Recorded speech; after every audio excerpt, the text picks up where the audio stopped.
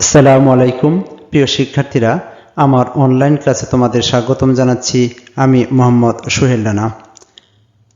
আজ আমরা যে অঙ্কটি জানার চেষ্টা করব তা হচ্ছে, একটি নদীর তীরে দাঁড়িয়ে একজন লোক দেখল যে ঠিক সোজাসুজি অপর তীরে 100 মিটার উঁচু একটি টাওয়ারের শীর্ষের উন্নতি কোণ 45 ডিগ্রি। লোকটি টাওয়ার বরাবর নৌকা যোগে যাত্রা শুরু করলো, কিন্তু পানির স্রোতের কারণে নৌকাটি টাওয়ার থেকে 10 মিটার দূরে তীরে পৌঁছালো। আমাদের এই উদ্দীপক থেকে বের করতে হবে নদীর বিস্তার কত, অর্থাৎ নদীর প্রস্থতা কত। 2 নম্বর, লোকটির যাত্রাস্থান থেকে গন্তব্যস্থানের দূরত্ব কত, সেটা আমরা জানার চেষ্টা করব। দেখো, আমরা এখানে পুরোপুরি নিয়ে আসছি। দেখো, এই সি বিন্দুতে এই লোকটি ছিল, ঠিক সোজা অপর তীর বি বিন্দুতে এই এ বি একটা টাওয়ার আছে। এই টাওয়ারের উচ্চতা হচ্ছে কি 100 মিটার। এই সি বিন্দু থেকে টাওয়ারের শীর্ষবিন্দু এর উন্নতি কোণ 45 ডিগ্রি। এখান থেকে আমাকে বের করতে হবে নদীর বিস্তার কত।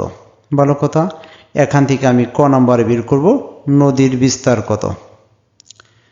খ নম্বর বলছে, এই সি বিন্দু থেকে লোকটি এই টাওয়ারের পাদদেশ অর্থাৎ বি বিন্দুতে যাওয়ার জন্য এই নৌকা নিল, নৌকা যোগে যাত্রা শুরু করলো। কিন্তু সে নৌকা যোগে সোজা যাইতে পারবে না, কেননা এই স্রোত থাকার জন্য। এই স্রোত নৌকাকে সোজা যাইতে দেবে না। এই জন্য তার যাত্রাস্থান এই সি বিন্দু থেকে বি বিন্দু না হয়ে সি বিন্দু থেকে ডি বিন্দুতে অর্থাৎ বি বিন্দু থেকে 10 মিটার দূরে বি বিন্দুতে পৌঁছালো। আমাদের বের করতে হবে এই সি বিন্দু থেকে লোকটির যাত্রাস্থান হচ্ছে সি বিন্দু এবং গন্তব্যস্থান হচ্ছে ডি বিন্দু। এই সি ডির দূরত্ব কত, আমরা এটা দেখব খ নম্বরে। অর্থাৎ খ নম্বরে আমরা বের করব সি ডির দূরত্ব কত, আর ক নম্বর আমরা বের করব নদীর বিস্তার কত। এটাকে বোঝার জন্য আমরা এই চিত্রটাকে একটু বর্ণনা আকারে লিখছি। মনে করি একটি নদীর এক তীরের সি বিন্দুতে দাঁড়িয়ে একজন লোক ঠিক সোজা অপর তীরের বি বিন্দুতে 100 মিটার লম্বা এবি টাওয়ারকে দেখল। সি বিন্দুতে টাওয়ারের শীর্ষবিন্দু এ এর উন্নতি কোণ 45 ডিগ্রি। আমরা এখানে একটা 45 ডিগ্রি কোণ দেখিয়েছি। লোকটি একটি নৌকা যোগে বি বিন্দুতে যাওয়ার জন্য, সি বিন্দু থেকে বি বিন্দুতে যাওয়ার জন্য রওনা দিল, কিন্তু স্রোতের কারণে বি বিন্দু থেকে 10 মিটার দূরে, এই দেখো বি বিন্দু থেকে 10 মিটার দূরে ডি বিন্দুতে পৌঁছালো। এই হচ্ছে আমাদের এই চিত্রের বর্ণনাটুকু আমরা এখানে লিখলাম। এখন আমরা এই ক নম্বর প্রশ্ন হচ্ছে গিয়ে নদীর বিস্তার বের করব, এবং খ নম্বর প্রশ্ন হচ্ছে নদী সি বিন্দু থেকে ডি বিন্দুতে যে লোকটি গেল এই গন্তব্যস্থানের দূরত্ব কত। এখানে ত্রিভুজ এবিসি, আমরা প্রথমে এই ত্রিভুজটার কথা মনে রাখবো। 1 নম্বর ত্রিভুজ, এখানে 2টা ত্রিভুজ আছে। আমরা প্রথমে 1 নম্বর ত্রিভুজের কথা মনে রাখছি। দেখো, ত্রিভুজ এবিসি একটি সমকোণী ত্রিভুজ, কেননা এখানে দেখো এটা একটা সমকোণ তৈরি হয়েছে, যার angle B 90 degree, angle C 45 degree. BC হচ্ছে ভূমি। এই দেখো, বিসিকে যদি আমি এটাকে যদি কোণ মনে করি, তাহলে বিসি হচ্ছে ভূমি, অর্থাৎ এই অংশটা হচ্ছে ভূমি, কোণের সাথে যেটা থাকে নিচে।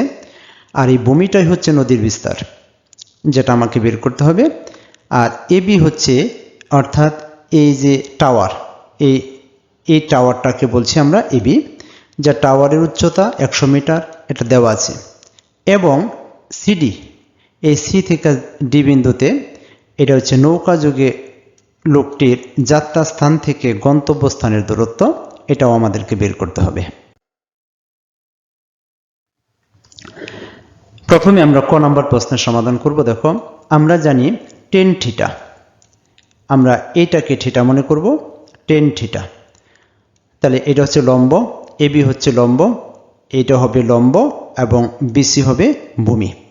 তাহলে এবি বাই লম্ব, লম্ব বাই ভূমি, তাহলে টেন থিটার মান কত? থিটার মান 45 ডিগ্রি, আর লম্ব এবির মান কত? 100 ডিগ্রি।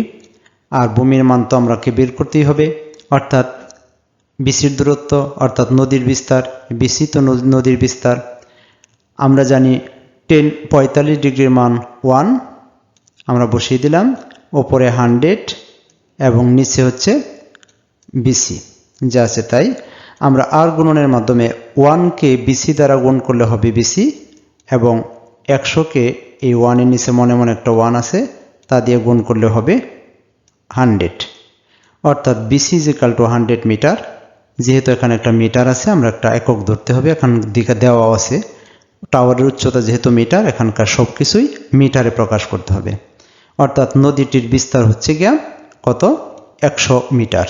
নদীর বিস্তার বিসি ইজিক্যাল টু 100 মিটার। আশা করি তোমরা এখান থেকে খুব একটা বুঝতে সমস্যা হয়নি।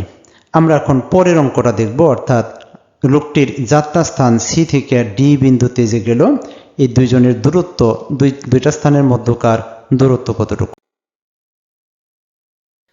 দেখো এখানে আমি নিচের দিকে আরেকটা ত্রিভুজকে কল্পনা করছি, এটাকে বললাম আমরা 2 নম্বর ত্রিভুজ। এটাও সমকোণী। সমকোণী ত্রিভুজ বিসিডি এর ক্ষেত্রে দেখো বিসিডি, অর্থাৎ এই বি, এই সি এবং ডি, এটাও একটা সমকোণী ত্রিভুজ, কেননা এখানে বি বিন্দুতে একটা সমকোণ। সমকোণী ত্রিভুজের ক্ষেত্রে পিথাগোরাসের সূত্র প্রয়োগ করে আমরা পাই অতিভুজের উপর অঙ্কিত বর্গ অর্থাৎ সিডি, এই সিডি হচ্ছে অতিভুজ, অপর দুই বাহু বিসির উপর অঙ্কিত বর্গ এবং বিডির উপর অঙ্কিত বর্গের সমষ্টির সমান অর্থাৎ যোগফল। দেখো আমাদের সিডির দূরত্ব বের করতে হবে। আমরা বিসির দূরত্ব জানি ক থেকে পেয়েছি, এই যে বিসি আমরা পেয়েছি কত, 100 মিটার।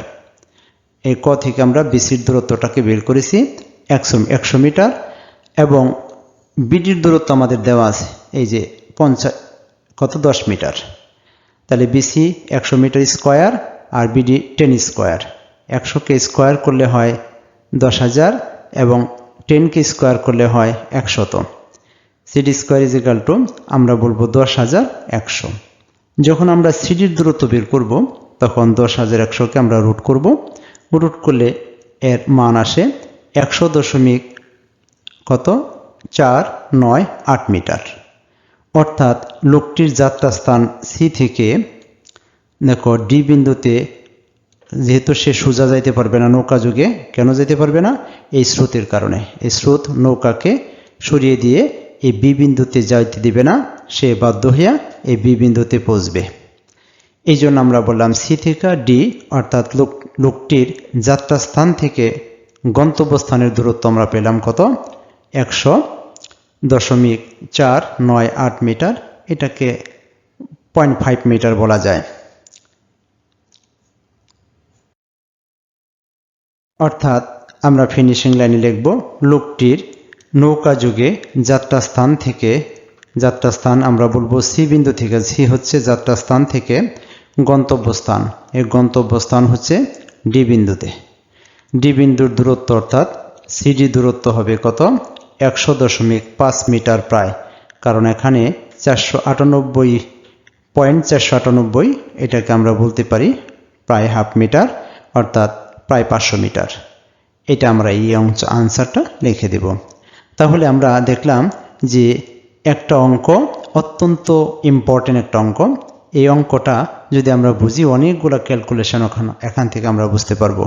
যেহেতু একটু জটিল ছিল, আমি একটু অ্যানিমেশনের মাধ্যমে অঙ্কটাকে তোমাদের বোঝানোর চেষ্টা করলাম। যদি তোমরা বুঝতে পারো তাহলে আমার কাছে ভালো লাগবে, আর আমার ক্লাসটি যদি ভালো লাগে তোমরা আমার চ্যানেলটি সাবস্ক্রাইব করবে, আমার ভিডিওগুলো লাইক এবং শেয়ার করবে প্রত্যাশায় আজকে এখানে শেষ করব। তোমরা সবাই ভালো থেকো। আল্লাহ হাফেজ। আসসালামু আলাইকুম।